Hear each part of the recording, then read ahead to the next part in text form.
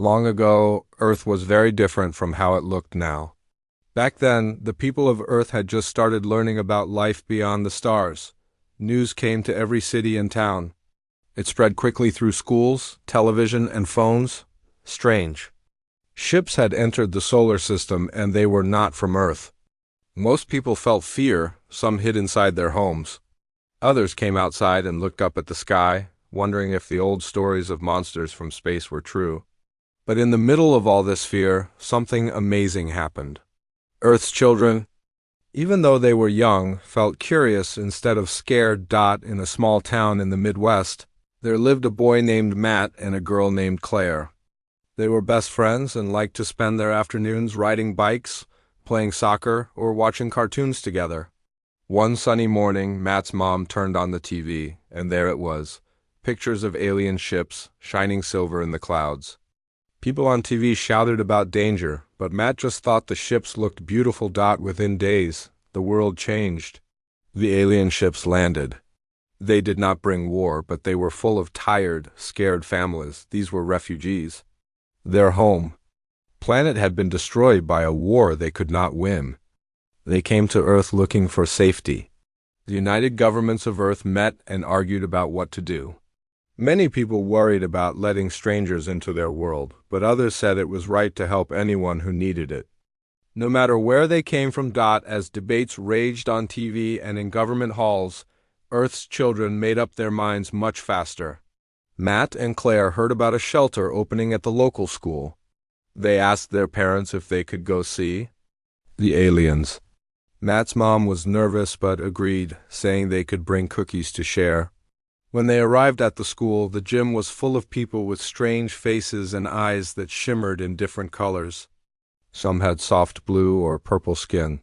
Others looked almost human, but their hair floated around their heads like dandelion seeds.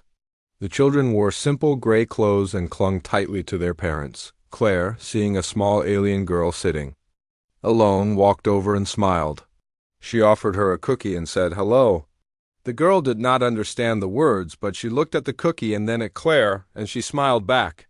Soon other children did the same. They played simple games, drew pictures together, and learned each other's names with a lot of laughter and pointing.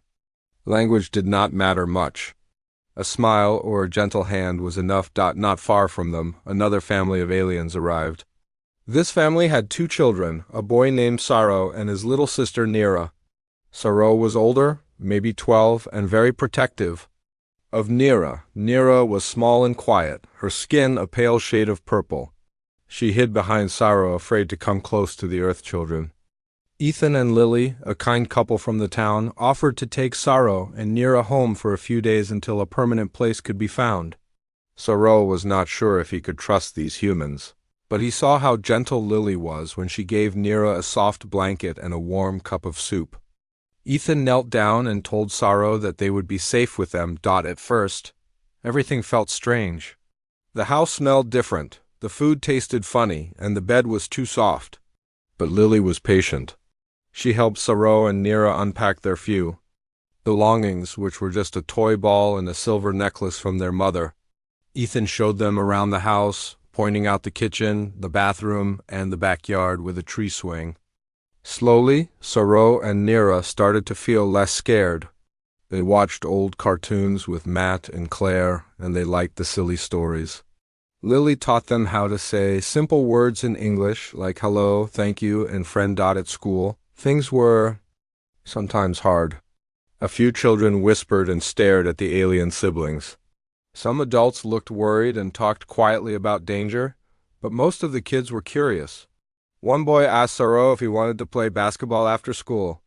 Claire showed Nira how to make paper cranes. Saro was surprised when the gym teacher invited him to join a game of dodgeball. For the first time since leaving his old home, Saro laughed out loud as he dodged a ball and tagged Matt. Back at home, Ethan noticed Saro and Nira looking sad one evening. He asked what was wrong, and Saro said he missed his parents, who were still lost somewhere in the universe. Ethan sat with him and said it was okay to feel sad. Lily told Nira that they could always talk about their family, and she promised that she and Ethan would look after them as long as needed. Nira, comforted, curled up on the couch next to Lily and fell asleep listening to a lullaby. As days passed, Saru and Nira learned more about their new world. They tried new food: spaghetti, pancakes, and even ice cream. Lily taught them how to ride bikes, and although Saru fell off the first few times, he refused to give up. Matt cheered him on, and soon Saru was racing him down the street, both of them laughing. Claire made a scrapbook of their adventures, filling it with pictures and funny drawings. They planted a little garden in the backyard, hoping that something from their old world would grow in Earth soil. Many other alien families were also taken in by kind Earth people. Some went to big cities, others to small towns.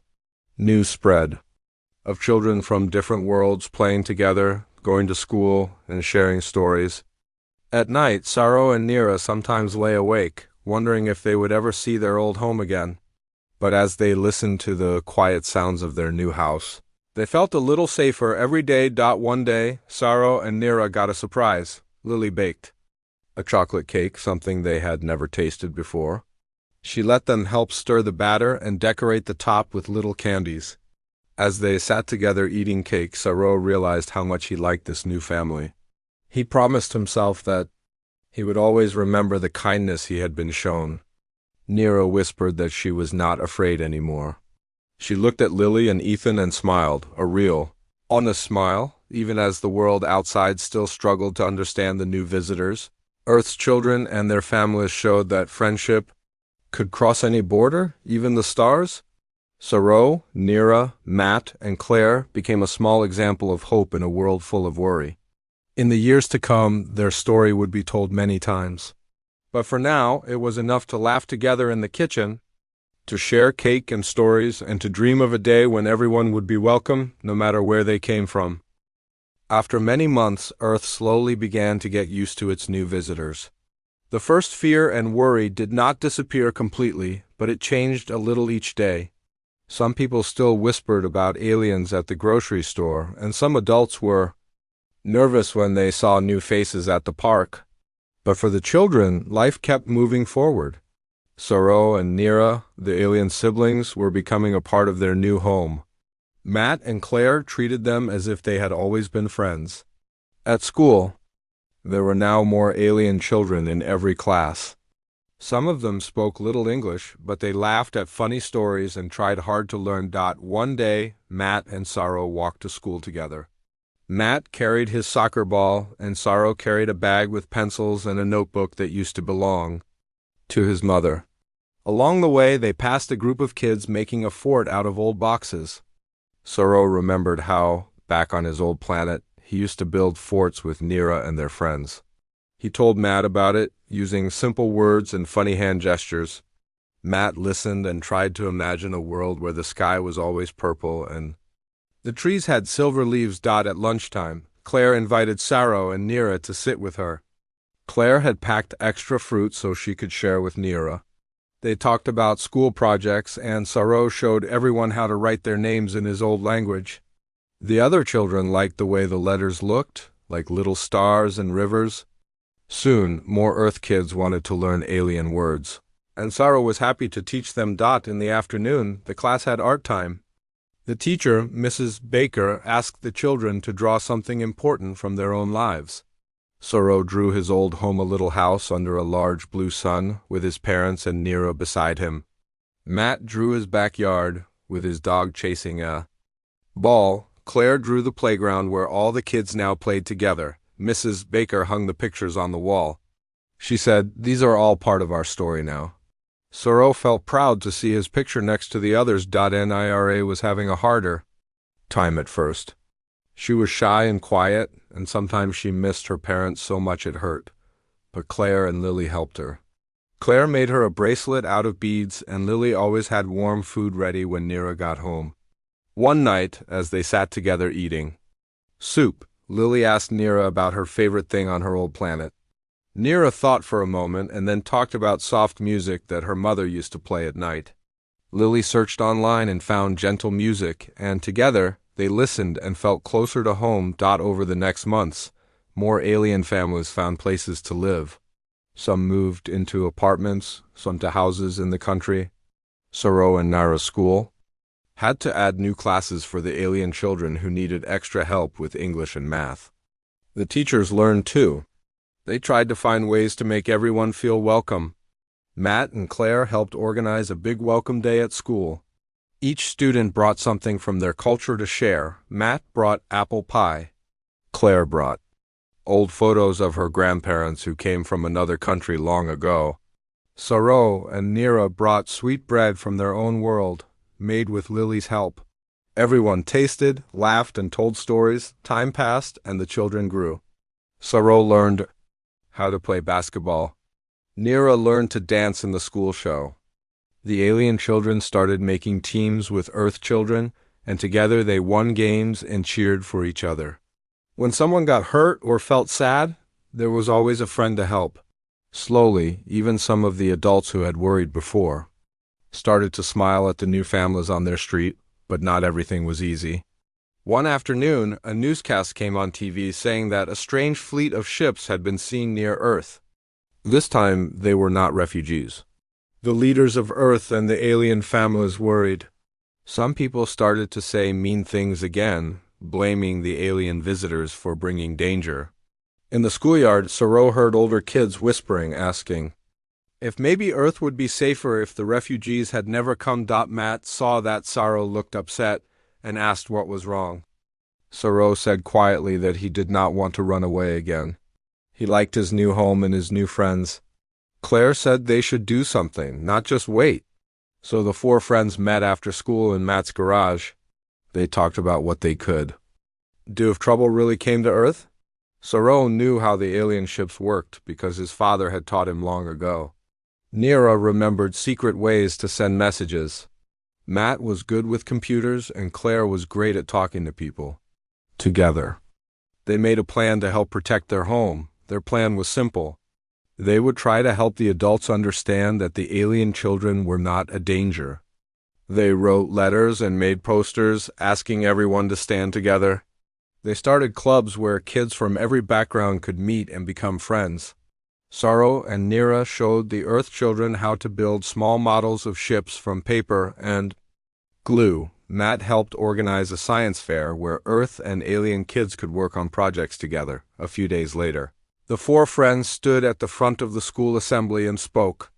Soro told everyone that he was not afraid anymore. "We are part of this world now," he said. "We want to help protect it." The other children clapped. Even some teachers had tears in their eyes. From that day on, more and more children joined their club. They shared ideas, learned from each other, and promised to help keep Earth safe. In the evenings, when the stars came out, Soro, Nira, Matt, and Claire would sit outside and talk. They wondered if the new fleet of ships would be kind or dangerous. They did not know what the future would bring, but they knew they would face it together as friends. Nira looked up at the sky and whispered that maybe one day all children, no matter where they were born, could feel safe and loved, even as shadows of fear moved across the world. Hope grew stronger in the hearts of the young. It was a hope built on friendship, small acts of kindness, and the belief that anyone could be family if given a chance. In the weeks ahead, this hope would be tested. But for now, it glowed bright in every home, every school, and every heart that had chosen to welcome someone new. As summer arrived, the days grew longer and warmer, but there was a feeling of worry everywhere. The news on television and phones was full of stories about the fleet of ships seen near Earth. Sometimes strange lights were spotted in the sky. At night, an adult spoke in low voices about what might happen next. Some said the new ships came to help, while others believed they wanted to hurt Earth. Children heard these stories, and even though they tried to keep playing and learning, they felt the worry growing around them. Sar and Nira met Matt and Claire almost every day after school. Their favorite meeting place was Matt's garage, which they had turned into a club room with drawings, old chairs, and a radio. The four friends talked about everything, but now the topic was always the same. How could they help if trouble came? Soro told the others about the different types of ships his people once used, and about the tools and machines his father showed him before their world was lost. Nira was very smart and remembered secret codes and ways to send messages. Matt used his computer to search for news and send messages to other kids who wanted to help. Claire thought of ways to bring kids together and make sure nobody felt alone. The friends started working on a plan. Saro said they could build warning devices that would help families know if danger was close. He drew simple designs, and Matt and Claire helped him find the materials. They used old radios, wires, batteries, and pieces of metal. Nira showed them how to make the warning lights change color when there was a signal from the sky. Soon, other children in the neighborhood joined in. Some brought tools from home, while others shared ideas or food for the group. The club grew bigger every week. As the children worked together, they shared stories about their homes and families. Saro remembered the blue sun and the soft grass of his old world. Matt told funny stories about his grandpa's farm. Claire talked about the lakes she visited every summer, and Nira drew pictures of the songs her mother used to play. These stories made the group feel like a family. Even though they were different, they all wanted the same thing: for Earth to be safe, and for everyone to belong. At school, their teachers noticed how the children from Earth and the alien children were getting closer. Mrs. Baker was happy to see kids from different worlds working on projects together. The principal invited Saro, Nira, Matt, and Claire to talk about their warning device at a school meeting. Saro was nervous at first, but Matt stood beside him and nodded. Saro explained how the device could help, and Nira showed the teachers how to use it. Soon the school started building more devices, and other schools wanted to learn too. One day, Claire heard from her cousin who lived in a city far away. Her cousin said that in their school, some adults were still afraid and told children not to trust the alien families. Claire shared this with the group. Matt said that maybe they could send messages to more children to show that being friends was better than being afraid. The group worked together to write letters and make drawings. They made a website where children could share stories, pictures, and even jokes. Soon, kids from many places were talking, sharing, and helping each other.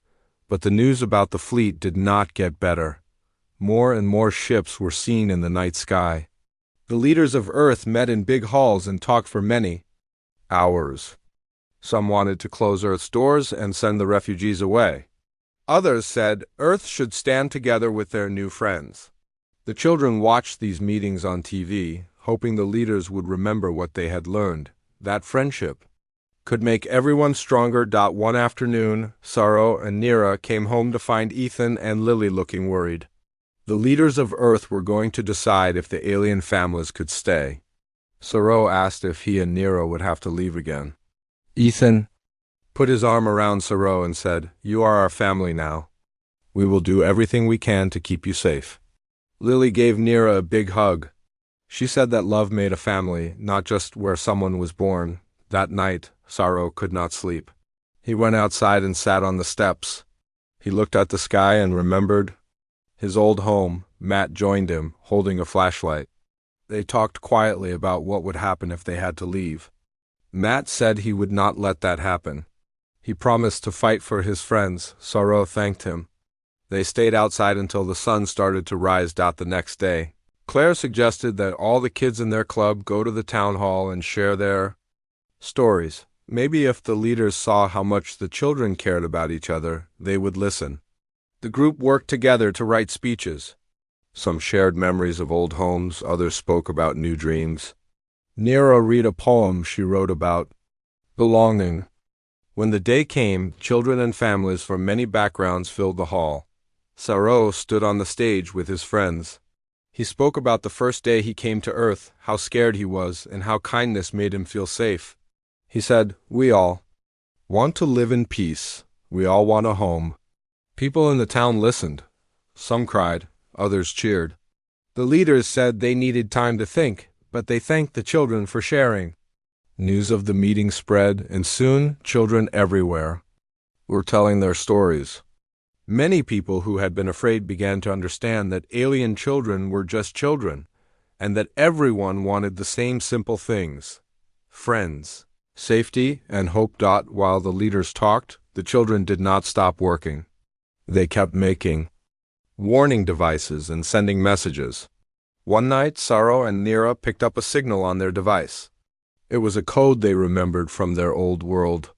The message was short: the enemy fleet was coming soon. Saro and Nira ran to Matt and Claire's houses to warn them. They told Ethan, Lily, and the other neighbors. The children used their network to send the warning to schools and towns all over the area. Because of their work, people had time to get ready. Rescue teams were sent out, and families knew where to go to be safe. The next morning, the sky was full of strange lights. The enemy fleet had arrived. Grown-ups ran emergency drills, but it was the children who spread the news the fastest. Phones rang, messages buzzed, and kids on bikes rode through neighborhoods to tell everyone to stay inside or go to safety shelters. All the work the children had done, the devices, the clubs, the letters, helped the whole town stay calm and ready. As the enemy ships got closer, Saro, Nira, Matt, and Claire met in their clubroom. They were scared, but they knew they had to be brave. Nira said, "We started as strangers, but now we are family. We can do anything if we work together." The four friends held hands and promised they would not give up. Outside, the sky was dark, but inside the clubroom there was hope, courage, and the bright light of friendship. While the adults waited for news and the leaders made plans, the children did not stop. They were ready for whatever would come next, knowing that as long as they stood together, nothing could break the family they had built on Earth. The day the enemy fleet arrived over Earth, everything changed. In the early morning, people everywhere woke to a strange humming sound and lights flashing across the sky. Dogs barked, car alarms went off, and the news showed pictures of giant, dark ships hanging above cities and towns. Even the oldest people on Earth had never seen anything like it. For a few minutes, nobody moved.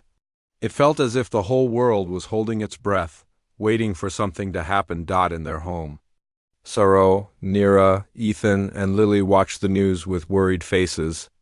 Matt and Claire called on the phone to check if everyone was safe. Saro could see fear in Lily's eyes. She tried to smile for Nira, but her hands shook as she turned off the stove. Ethan told the children to stay together and listen for instructions. Outside, the streets were empty and quiet, but everyone in the neighborhood was awake and waiting. The warning devices built by Saro and his friends flashed red and made a loud sound. It was the sign that the enemy ships were moving closer. Saro ran to the window and saw people hurrying down the street, carrying bags and holding children's hands. The school's siren rang, calling families to the safe shelter. Matt and Claire's parents gathered their families and rushed to the community center, just as the plan said. Inside the shelter, hundreds of people waited. Some cried, others whispered prayers or looked at their phones.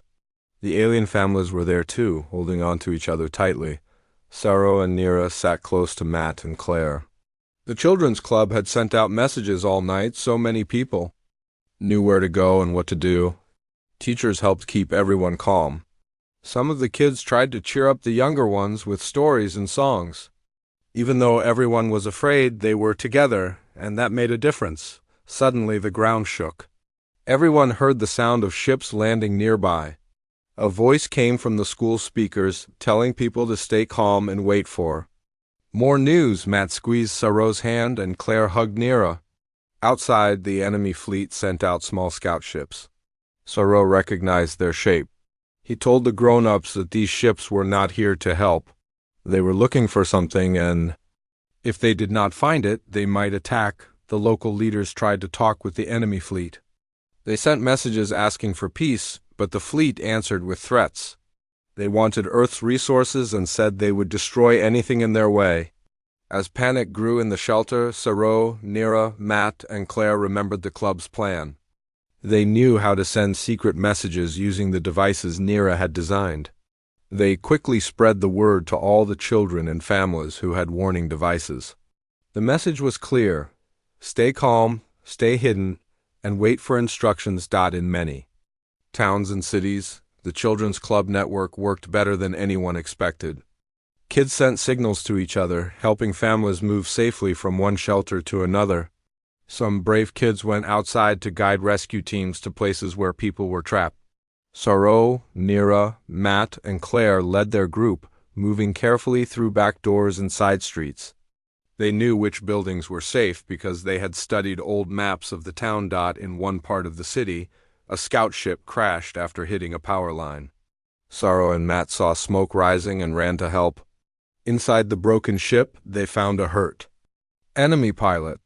The pilot looked angry and scared, expecting to be attacked.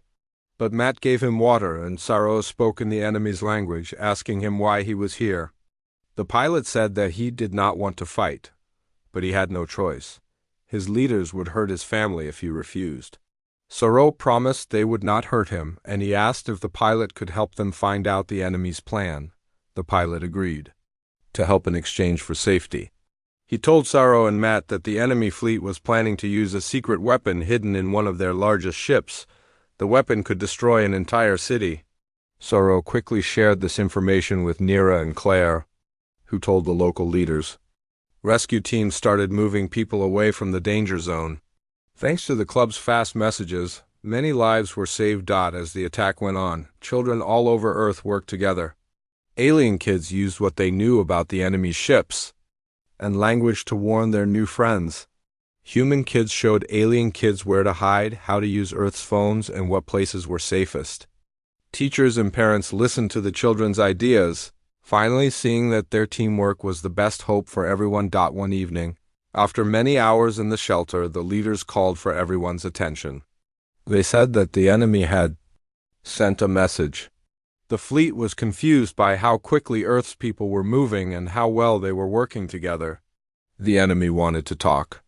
Sauro and Nira were asked to help because they understood the language and the customs of the fleet.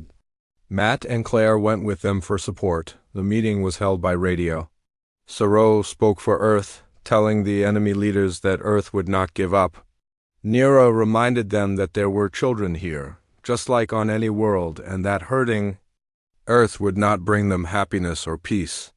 Matt and Claire spoke too, saying that Earth's children wanted to be friends, not enemies. For a long time, there was silence. Finally, the enemy leader answered. He said he was surprised by the courage and unity of Earth's people, especially the children. He did not expect such teamwork and bravery. He agreed to pause the attack and meet with Earth's leaders to talk about peace. The news spread quickly through the shelter. People cheered and hugged each other. Many cried with relief. That night, as everyone tried to sleep, Sauro, Nira, Matt, and Claire sat together in the quiet corner of the shelter. Sauro said he was proud of what they had done. Nira said she hoped the enemy fleet would go home and never come back. Matt and Claire said they were glad to have friends from another world. As they looked around at the sleeping families, they knew that even in the darkest times, friendship and hope could light the way forward. The battle was not over, but for the first time in days, Earth had a real chance for peace, thanks to the brave work of its children, both human and alien, together as one family. The pause in fighting did not mean that the danger was gone. The enemy fleet still hung in the sky like a dark cloud, and nobody knew what would happen next. People stayed inside their shelters, waiting and listening for news. Some were hopeful, but many were tired and scared. Every hour felt long and heavy. Sauro, Nira, Matt, and Claire could not sleep much.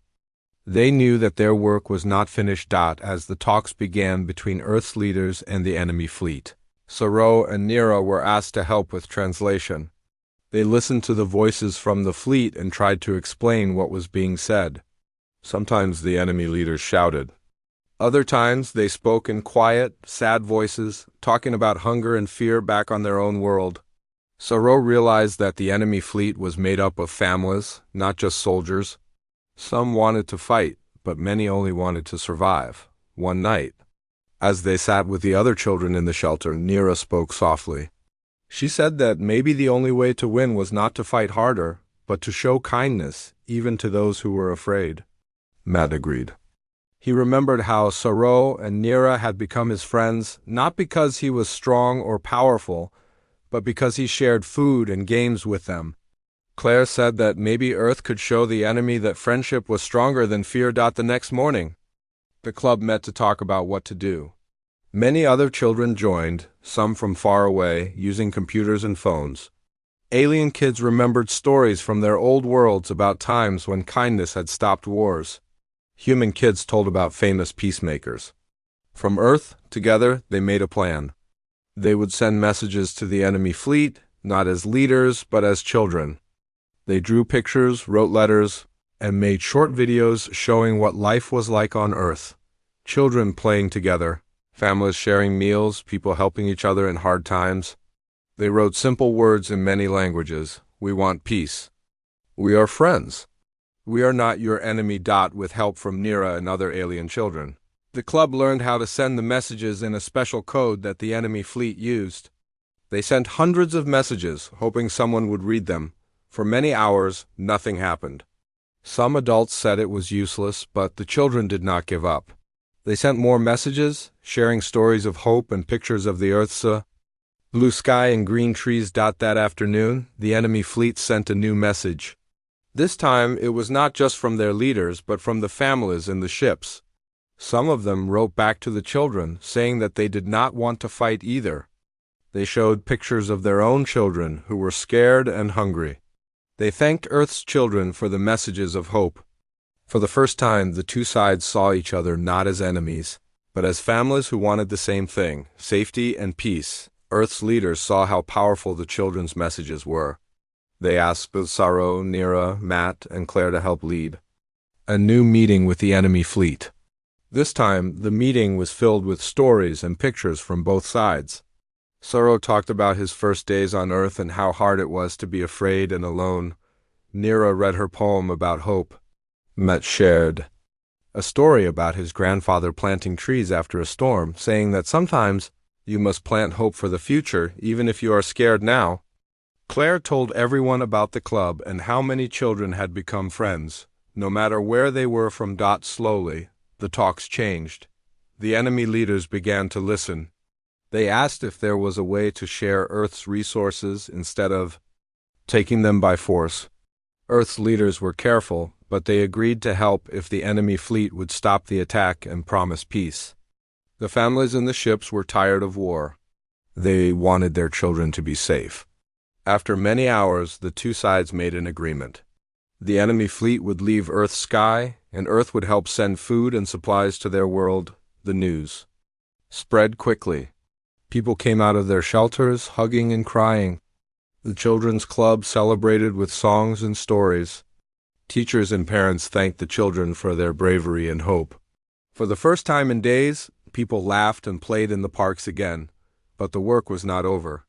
The children wanted to make sure that nobody would ever feel alone again. In the days that followed, Saro, Nira, Matt, and Claire helped set up new clubs for children everywhere. Alien and human kids met online and in person to share ideas and help each other. The adults listened more closely now, asking the children for their thoughts about how to build a better future. Schools started new lessons about friendship and peace, and families made space in their homes for anyone who needed help. One day, Saro and Nira were invited to a big meeting at the city hall. Leaders from many countries came to thank the children. They gave medals to Saro, Nira, Matt, Claire, and other children who had helped. Saro felt shy but proud. He remembered the promise he made to never forget the kindness he was shown. Nira smiled at Matt and Claire, happy to be part of this new family. That evening, the club gathered in Matt's backyard for a small party. They ate cake and told stories about all they had done. Saro looked up at the stars and wondered if maybe, somewhere out there, other children were looking for friends too. He hoped that Earth would always remember how powerful kindness could be. Matt said that if everyone kept working together, maybe there would be no more wars. Only peace and friendship. As night fell, the children sat around a small fire, feeling tired but happy. They knew there would always be challenges, but they were not afraid. They had learned that even in the hardest times, hope could grow stronger than fear. And together, as friends and family, they could protect the world they loved. The days after peace was made were filled with hope, but also with work.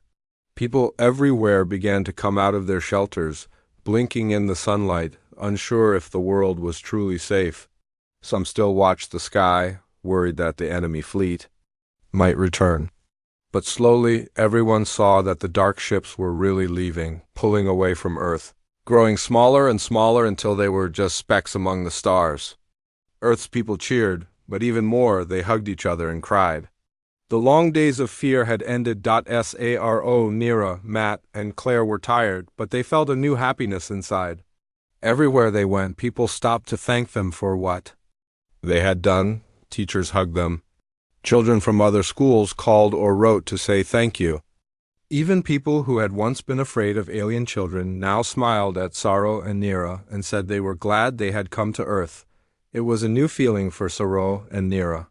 For so long they had been guests in a strange world. Now they felt like they truly belonged. As Earth tried to heal, leaders from many countries met together more often than ever before. Saro and Nira were invited, along with Matt and Claire, to speak to these leaders about how children had helped save the world. Saro stood at the front of a large room, holding Nira's hand. He spoke quietly, telling the story of their journey from fear to hope. Nira told everyone that kindness had made her strong. Matt and Claire shared stories about friendship, courage, and the simple power of standing up for what is right. The leaders listened, and some even cried. New laws were made to help alien families find homes, work, and schools.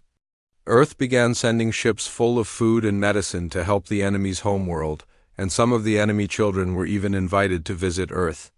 At first, everyone was nervous, but Saro and Nira remembered how scary it had been for them, and they offered to help. They met the new children, taught them words in English, and shared games and food. Matt and Claire helped too, and soon new friendships were made. Even people who still felt unsure slowly started to see that the new children only wanted the same things as everyone else: a safe place, a friend, and a family. As the weeks turned into months, schools changed. Classrooms were now full of children from many worlds. Teachers learned new ways to teach so that everyone could learn and feel welcome. Saro started a new club at his school for Earth kids and alien kids to play together, read stories, and learn about each other's homes. Nira led music groups and taught songs from her old planet. Matt loved to help with science experiments, and Claire wrote a school newspaper about peace and hope.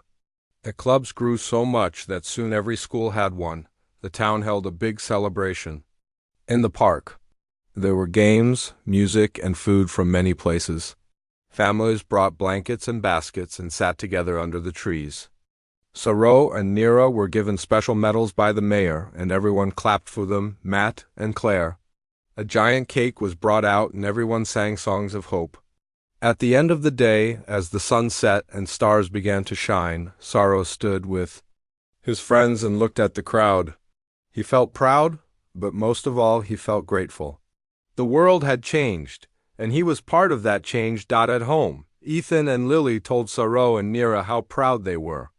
Lily said she had never dreamed that the children she welcomed into her home would help save the world. Ethan said that true family is made by love, not by where you were born. Saro and Nira knew this was true. They thought of their parents and hoped that somewhere they knew their children were safe and happy. In the evenings, Saro, Nira, Matt, and Claire still liked to sit outside and watch the stars. Sometimes they would talk about the days when they were scared or about the friends they had made along the way. They wondered what new adventures might come in the future. Claire hoped that one day Earth and other worlds would never fight. Again, Matt said that maybe they could help other planets find peace, just like they had done on Earth.